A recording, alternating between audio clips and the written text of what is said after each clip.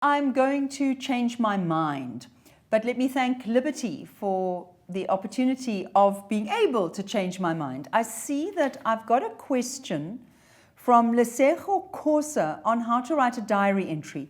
So before Chepsa, I go back to cry. Let me do the diary entry because I think that won't take me more than a few minutes. At least I hope not. Okay, so the diary entry is one of your transactional pieces. So you need to check the number of words and you need to plan the number of words. Usually they ask for 2 entries.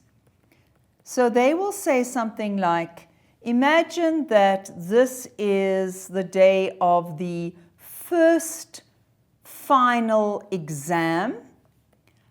Write your diary entry for how you felt on the day before, and then write the day after, or at least the evening of that exam. So 2 entries, and they want you to usually to look at before and after. So how do you set this out? If you imagine this is your page,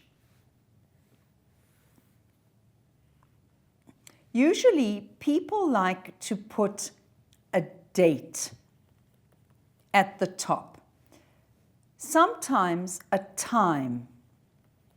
So you might want to write the 6th of October 2020, which we write 6 October 2020.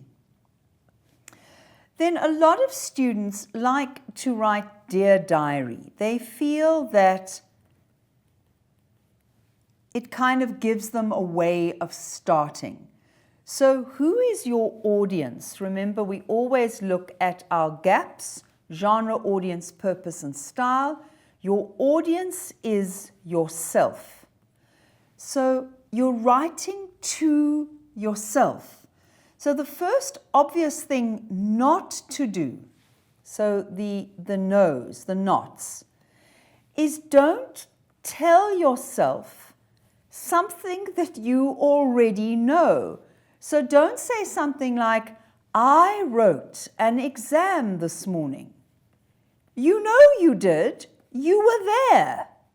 So if it's not telling yourself what you did, what is the purpose of a diary entry? It is a form of reflective writing. It's a way that you think about what has happened during the day, and you kind of try to digest it. You try to understand better what it is that happened. You try to explore how you feel about what has happened. That is what a diary entry is. So you don't say something like, I wrote an exam this morning. You wrote, how glad I am that that exam is over. I can't believe how frightened I was. But it actually turns out to have been quite fun. You know, that sort of thing. You are reflecting on it. It's a way, it's like a very therapeutic way of coming to terms with what's happened to you. It's the way they might sit down and talk to a close sibling. And just by talking it through, you get a better understanding. That's what a diary's about.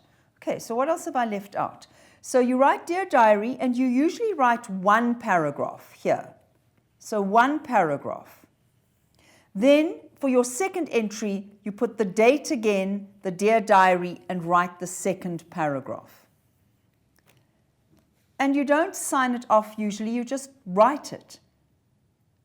Okay, so Lesego, how do you write it? You think about what it is, and I've seen students make such a mess of the diary entry, sometimes because they don't understand the topic properly. Like a few years ago, they set the topic that you were going to go to a careers day.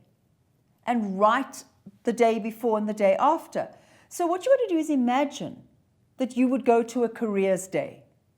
So what would you do? You would walk from table to table. You'd ask people, what career are you advising people to do? What are the pros? What are the cons? What qualifications do you need? So maybe before you go to the careers day, you think, I want to become a teacher. And then after the careers day, you say, no, I'm going to become an architect. I'm so excited by this. You need to understand the topic. What is it that you're asked to reflect on? So just be careful. The diary entry is easy to write, but only if you are understanding, you are reflecting, you are writing to yourself about something that's happened to you. And you usually write it that evening. You don't write it 2 years later. You write it on the day something has happened.